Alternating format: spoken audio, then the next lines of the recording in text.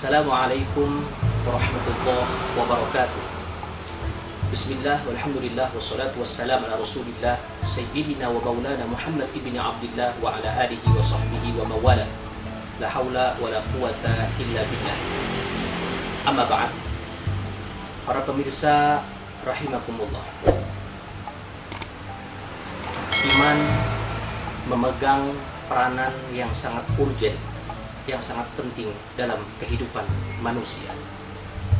Tanpa iman, kehidupan manusia laksana kapas yang diterbangkan oleh angin kian kemari.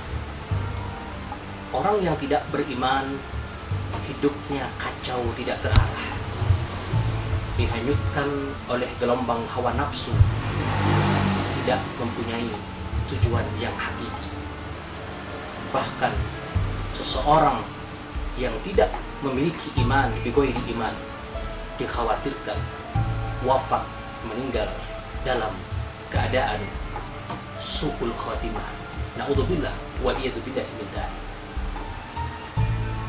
Iman ditinjau dari segi lugatan bahasa, diambil dari al-lughatil arabiyah, bahasa Arab, artinya adalah percaya.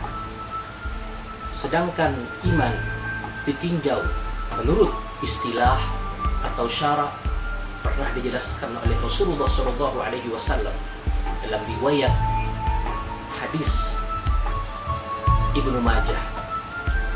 Kata Rasulullah SAW menjelaskan tentang iman, al-iman ma'rifatun bil qalbi wa qaulun bil lisan wa amalun bil arkan. Iman itu pengakuan dengan hati, dengan qalbi. Iman itu pengucapannya dengan lisan atau lidah, dan iman itu pengamalannya, pengaplikasiannya bil arkan, dengan anggota tubuh. Demikian Rasulullah SAW menjelaskan tentang definisi iman secara detail. Iman itu abstrak, tidak kelihatan, akan tetapi iman itu bisa dilihat dari gerakan dan amal seseorang. Sehingganya iman itu selalu harus sinkron, harus senada dengan amal perbuatan, atau dalam bahasa agama disebut sebagai amal soleh. Sehingganya rangkaian ayat Al-Quran yang membahas tentang iman selalu dirangkaikan dengan kalimat wa amilus solihat. Innal ladina amanu wa amilus solihat. Sungguhnya orang-orang yang beriman dan yang beramal soleh. Berbicara iman, Al-Imam Abu Hanifah, atau nama lengkap beliau Nu'man bin Thabit, dilahirkan di kota Kufah, yang juga beliau adalah salah satu imam dari 4 mazhab yang kita kenal.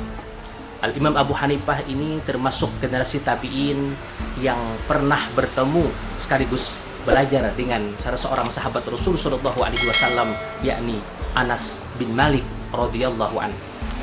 Maka Al-Imam Abu Hanifah membagi atau mengkategorikan iman itu beberapa tingkatan.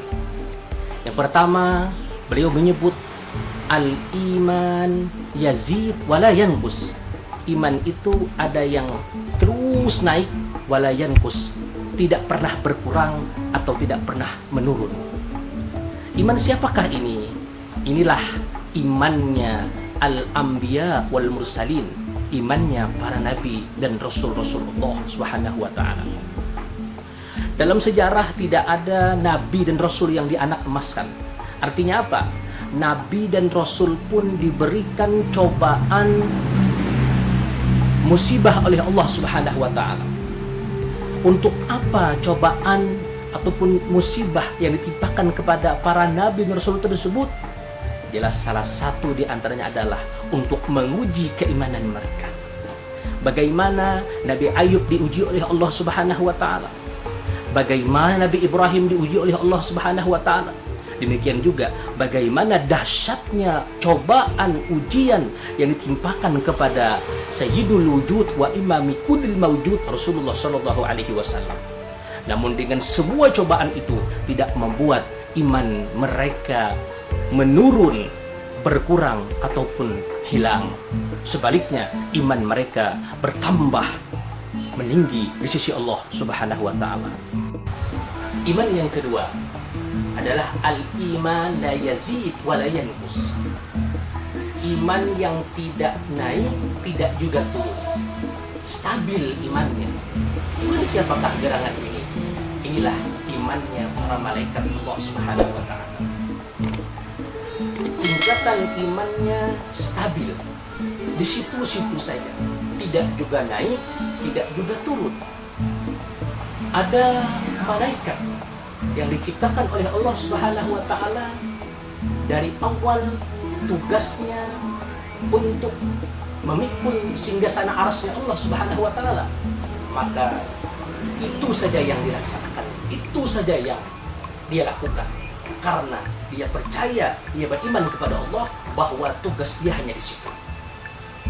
Ada malaikat yang diciptakan oleh Allah Subhanahu wa taala dari awal tugasnya hanya mencabut roh manusia, dan tidak pernah kita mendapati malaikat Ijrail, sang malakul maut, mencabut roh manusia salah atau sesuai dengan keinginannya.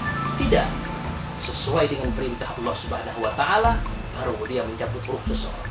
Ini menandakan apa? Bahwa iman para malaikat itu stabil, tidak naik, tidak juga turun. Karena apa? Karena malaikat tidak diberikan nafsu oleh Allah Subhanahu wa taala. Tingkatan iman yang ketiga menurut Al-Imam Abu Hanifah adalah al-iman yazid wa yanqus. Iman yang kadang naik, kadang turun.